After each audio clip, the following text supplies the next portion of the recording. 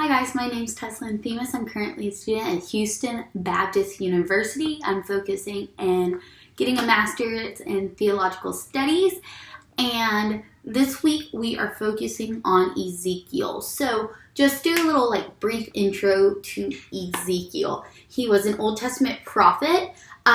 His dad was actually a priest, so Ezekiel was going into priesthood. So a lot of times we refer to him as a prophet or a priest prophet, because he does look at a lot of priestly things that when it comes to his prophethood, you could say. This includes the verbiage he uses, such as clean and unclean, as well as the sins he focuses on. He focuses a lot on the sins in the temple that take place and how disrespectful it is and the presence of God there.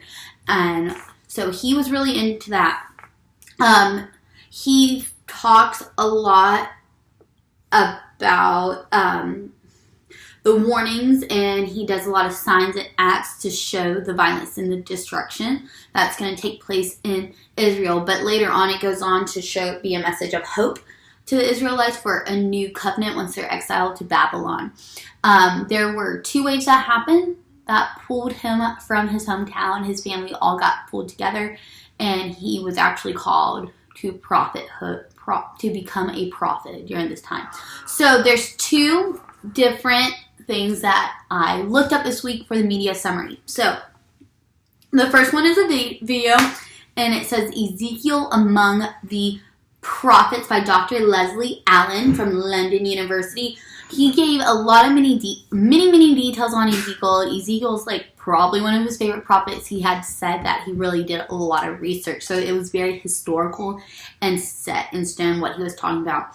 He did talk about how his visions were very grand, and it ended up becoming giant signs and acts that were done out as symbolic actions to the people. He talked about the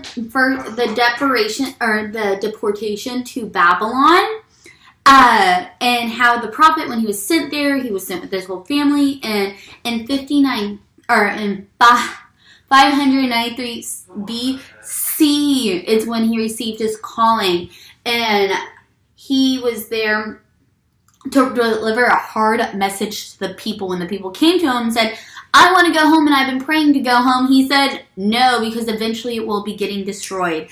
And when the second wave of people came, he said, "Okay, well, there's going to be a destruction, but a new Israel will be rebuilt." So he had to take that stance and deliver a very uncomfortable message, but later on, hope did come.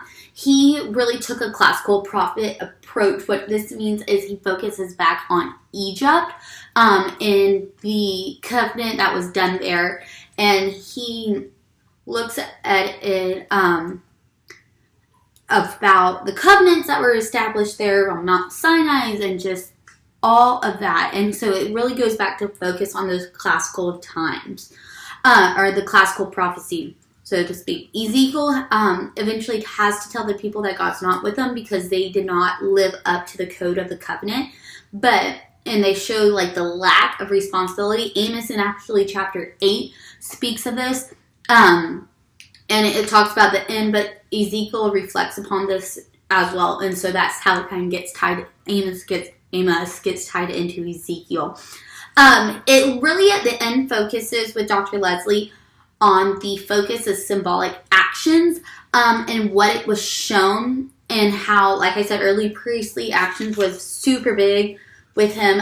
He has to take very strong approaches, so to speak, to the people of Israel, because God told him that they will not be listening to him. And when we get into Jacob D. Meyer's article on obscure preaching, it's going to really elaborate on that.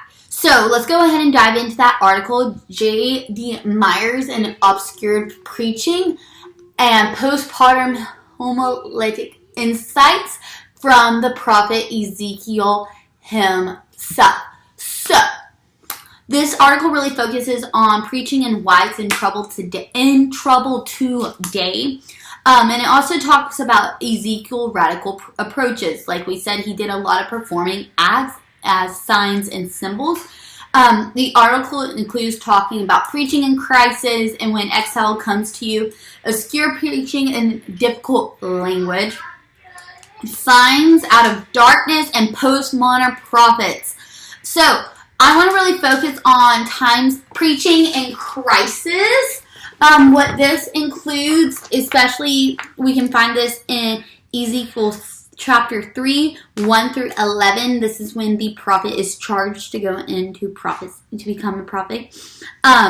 He is called to do unusual things, right? To deliver the message from using God's literal words. And so this was a very strange way to do this during times of crisis. We have to remember the people he was preaching to were in distress because they were removed out of their homelands, right? So of course they're going to be in distress.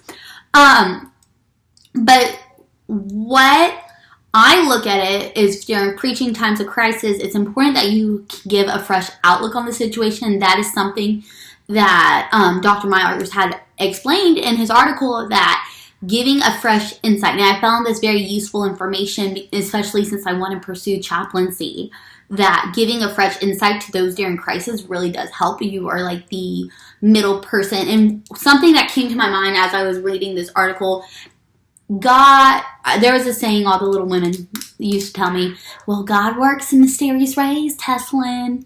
You'll never know. And so I keep repeating that as I'm reading through Ezekiel. Strange ways. God acts in strange, mysterious ways. And I'm sure that's what the people of Israel were thinking. What a strange way to receive a message. But it was a way that he was able to communicate. My final thing that I really want to focus on and talk about before finishing up this video was some information that Dr. Myers had said. It says, I'm going to quote this part. For many North American preachers face a similar situation week after week. We speak to our own people who understand our language and yet decline Christianity. And the West signifies the challenges of preaching to the people who can understand the words and yet fail to receive the Lord's word. This is in Ezekiel 33, 31 through 32. What this means to me personally, like, we can understand the language. We can hear it, but we're not believing it. We're not pursuing it. And this is how the people of Israel felt when Ezekiel was preaching to them, that, yes, I understand what you were saying, but I do not comprehend it. And how frustrating can that be for Ezekiel, but yet the people as well. And I think this was a very good comparison that he did. I really found it profound. I thought it was excellent, and it's really, truly what is going on in America and North America specifically right now, is we hear the words you were saying, but we are not able to absorb and apply them to our own life. And I think that was awesome. That's it.